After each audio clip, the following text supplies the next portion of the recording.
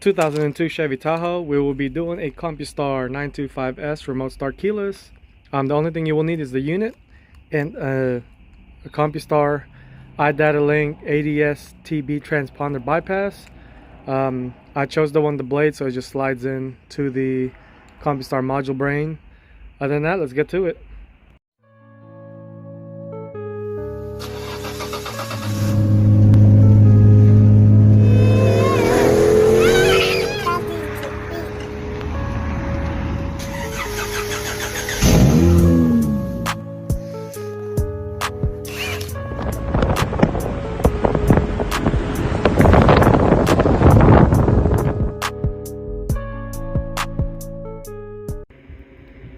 Alright, we are now in the 2002 Chevy Tahoe. Every time you walk in the vehicle, just kind of make sure everything works.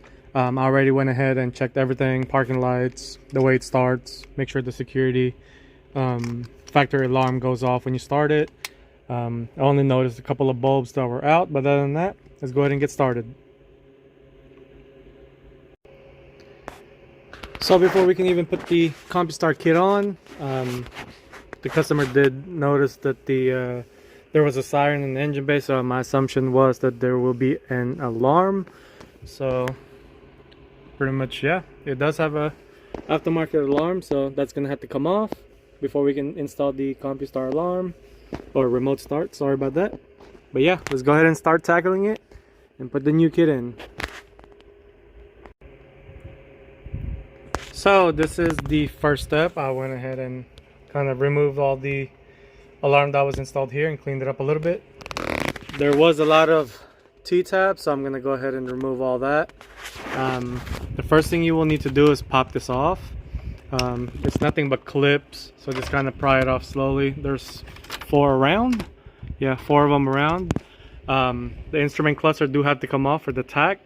It's for 7 mils like on both corners, and just kind of leave it there. You don't have to take it off, just need to access the plug on top of it. But yeah, like I said, I'm gonna go ahead and start taking off the T-taps and start prepping the new kit in, and hopefully everything goes well. So I just got everything pretty much done. Got the antenna already mounted on the corner. Just a quick rundown. The 12 volts, these are not zip tied in yet, that way I can kind of move it around. So that's the 12 volt. It'll be these 2 wires down here, so just kind of split it. The pink would be the ignition, so green from Compustar to pink on the Chevy. The white wire would be the accessory, so white from Compustar to orange. The yellow from Compustar to yellow starter wire. And make sure please wire this up. It's the second ignition signal. It'll be blue from the Compustar unit. It'll go to white. Double check that. If you do not wire these, it'll mess up the transmission and throw a check engine light on, so do not forget this. Also on the unit, there's a dipstick. You have to put that on the ignition, that way this blue would send a ignition signal upon remote start. This is also optional for accessory, but for this one it's already a default, so you don't really have to change it, but just double check anyway. Obviously the ground, use the bolt down here. The brake switch would be under on the brake switch itself. Oh, sorry about that. It'll be on that white wire right there, and as you can see, here's the unit neatly tucked in. Let's move along to the negative parking light. So that'll be, double check here, can't see it, so oh, here you go. It'll be the light green.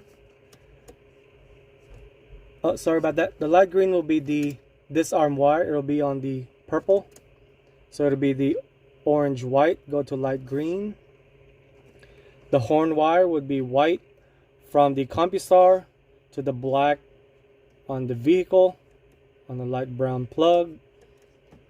The door locks would be the white wire and the light blue. For this one, you're going to have to get what's called a DM600. That converts the negative signal from the Compustar to go to the positive signal on the vehicle, because these are positive. They are not negative, so you can't just hook it up direct from the Compustar. You need that converter. Let me see if I can access the parking light. Parking light would be green white from Compustar to the white on the vehicle. That's also going to be on the light blue plug. I will also attach the pictures, that way you can kind of see more of it after this video itself. But overall, this one is not too hard. The tach signal would be, you have to remove the cluster and grab the white wire from the top, or you can run it to the coil, whichever way you want to do. But overall, this car is not really too hard. It does require bypass, which is an ADS Com Blade TB. All that does is copy the information on the transponder. It'll also, before I forget, the disarm would be on the light blue plug. I wasn't sure if I mentioned that already. Light purple. It'll be the orange white going to the light green. So you definitely need that, or else the factory alarm will go off. But other than that, everything is pretty much done. Like I said, I will attach all the pictures. That way you can see it. I will go ahead and zip tie everything, clean everything up, because that's not it's supposed to look like. So, but I wanted to kind of make sure you guys see everything. Overall, if you guys have any questions, feel free to ask. Leave a comment. Please click the subscribe. Hopefully you guys get it done, and see you in the next one. So I just started zip tying everything up. This is how it should kind of look. This part right here is completely optional, but I do it all on Chevy just because the metal behind it is so sharp that I get paranoid that it might rub. But this is kind of just like a little extra assurance. Like I say, you don't have to do it, but it's an optional thing. But yeah, I'm gonna go ahead and clean it up more, put it back together, pretty much call the customer. That's pretty much it. Just a quick test. Hold the remote start button.